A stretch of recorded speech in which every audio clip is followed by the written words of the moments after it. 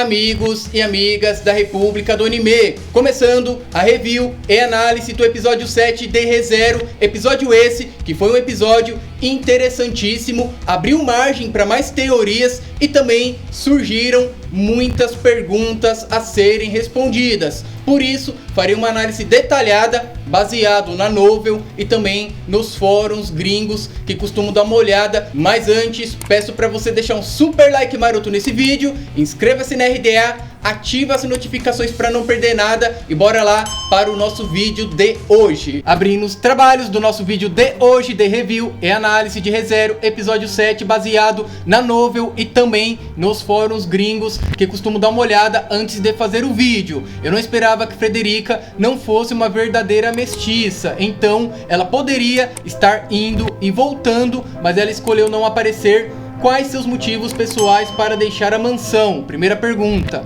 Acho que tem algo a ver com quem ela foi contratada. Outro fator é em relação ao sangue. Pelo que entendi, o pai do Garfiel era puro sangue e o pai da Frederica não era puro sangue. Por isso, Garfiel não consegue sair da barreira. Falando da armadilha para Subaru, acho que todos, exceto Subaru, sabiam que Garfiel nunca o teria levado a um lugar desolado apenas para relaxar e conversar com Ariuso. Eu esperava que ele morresse, mas parece que finalmente vamos ver o que acontece quando ele está preso e não está permitindo morrer. Acho que é sobre isso que Iramo o estava alertando, já que ela poderia sentir o cheiro da bruxa e ela provavelmente sabia que Garfiel também poderia sentir o cheiro.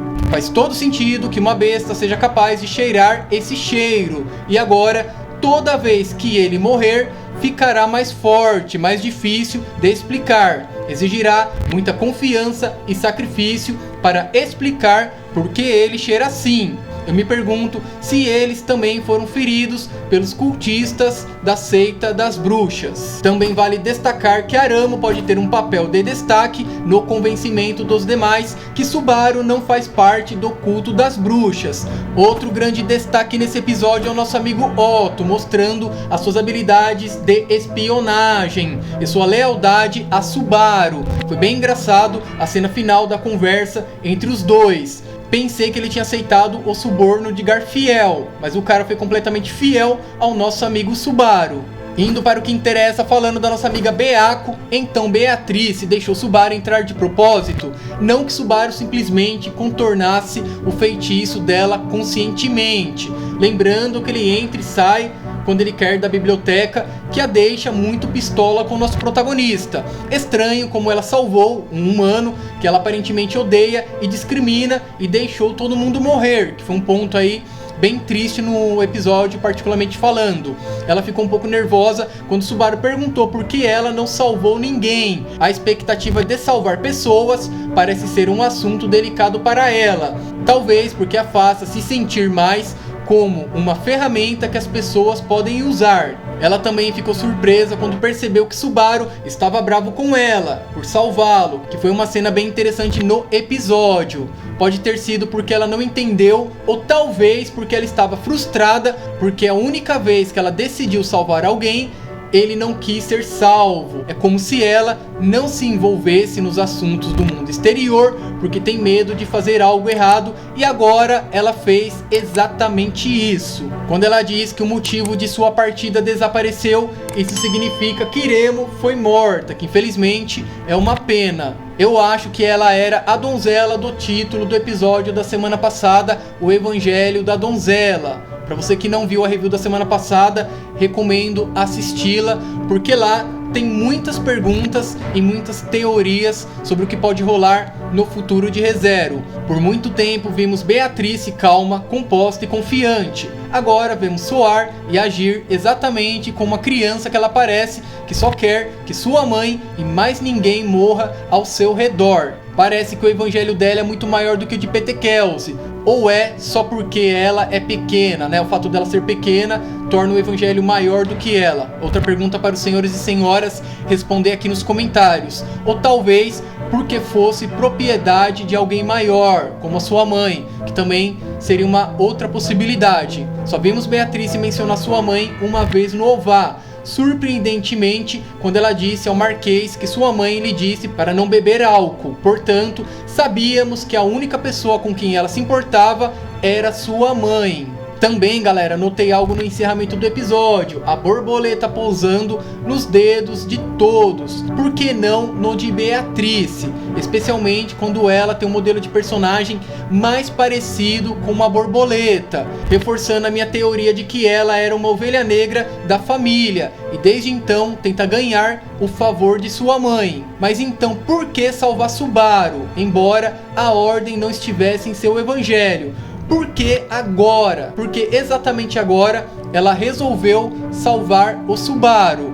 Eu particularmente acho que ela gosta dele, é uma das pessoas, ou das poucas pessoas que ela gosta, mas eu acho que tem um motivo a mais para esse salvamento e o Subaru acabou não fazendo a pergunta para ela, que é outro mistério que está em aberto ainda nesse episódio. Estou começando a pensar que a mãe ou a própria Beatrice tem alguma coisa a ver com o culto das bruxas, já que ela está seguindo o que está escrito no Evangelho e provavelmente conhece a Elsa pelo jeito que a Elsa falou com ela. Mais uma pergunta interessante é: o Evangelho pode ser herdado, tipo por um filho? Se o Evangelho, por exemplo, fosse da mãe da Beatrice, será que ela herdou o Evangelho da mãe dela e por isso ela está seguindo o Evangelho à risca? Que é uma pergunta que eu deixo para vocês também. E quanto a Subaru, parece que Subaru é uma anomalia, como ele não está aparecendo em nenhum dos evangelhos, que é outra pergunta e outro mistério que está em aberto. Os evangelhos não se reescrevem conforme o futuro muda.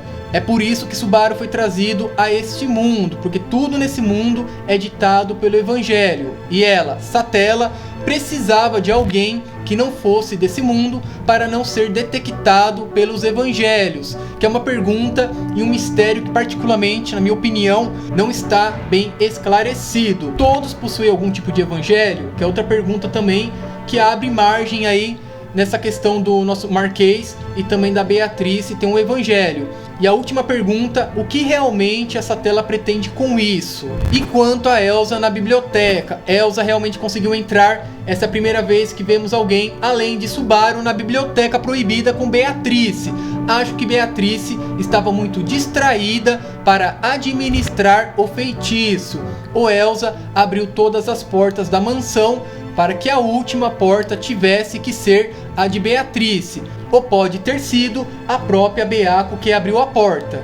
Também relacionado à atitude de Subaru, Subaru está usando o seu retorno como esperávamos que ele usasse. Ele está coletando informações e não está se deixando levar pelas emoções, que é um ponto bem positivo na minha modesta opinião. Também percebi que a Ryuzo olhava para Subaru da mesma forma que Iremo fazia quando ela suspeitava dele, até por isso o desfecho do episódio. Eu atribuí isso a ele agindo de forma soberba, indicando que sabe demais e não sendo surpreendido o suficiente com os eventos. Por isso, muitas suspeitas foram levantadas em relação à pessoa dele. Outro ponto importante para destacar é: Beaco sofreu ao saber da morte de Petekelze. Ele pode ter sido corrompido lentamente pelos atributos da bruxa. O mesmo poderia acontecer com Subaru? Que é outra pergunta também que se abriu nesse episódio, na minha opinião. Ela realmente sofreu quando Subaru tentou se matar,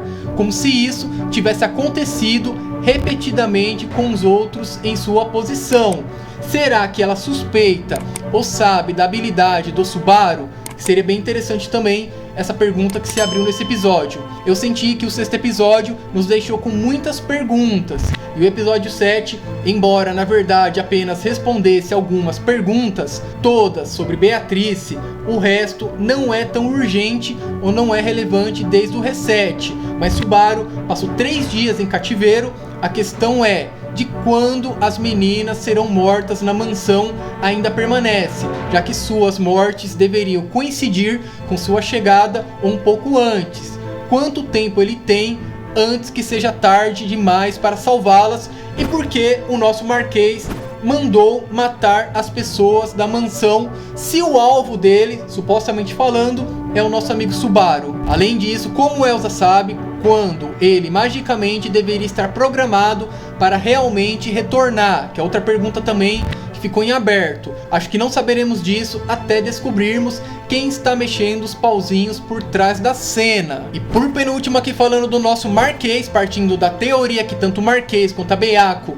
seguem as instruções do Evangelho e eles supostamente fazem parte do culto das bruxas, seria viável pensar que o Marquês é o mandatário de Elsa, pois não é novidade que ele suspeita ou sabe das habilidades do Subaru, e isso justificaria ele considerar o nosso protagonista uma anomalia, ou seja, um perigo eminente para os seus planos. Isso também justificaria a Elsa ter informações privilegiadas da mansão, podendo fazê-la, por exemplo, encontrar a porta para adentrar na biblioteca. Resumindo aqui para vocês o raciocínio, se o Marquês é o mandante do assassinato do pessoal da mansão e também do nosso amigo Subaru, e a Elsa é a contratada dele, logicamente ele passaria informações e também instruções sobre o Subaru e a rotina da casa, e por isso ela teria uma grande vantagem, na questão furtiva, já que ela é uma especialista em assassinatos. Para terminar falando do teste da Emília, ainda não consigo ver uma luz no fim do túnel para Emília passar no teste. Pior ainda, é a posição de Subaru, que precisa de mão de obra para enfrentar a Elsa, mas não tem. Qual será o desfecho disso? Eu continuo me perguntando como o Subaru vai resolver essa situação. Eu quero saber de vocês aí nos comentários as suas teorias sobre como o Subaru pode resolver essa questão e vencer a Elsa e também futuramente desmascarar o nosso Marquês. E é isso, galera! Lembrando que falei de forma rápida, breve e objetiva, por isso pergunto pra você. Diz aqui nos comentários o que você achou do episódio, suas teorias e comentários, que a gente vai conversando por aqui. Deixe o like, inscreva-se no canal, falei tudo o que tinha que falar, fico por aqui, obrigado pela sua atenção, tchau!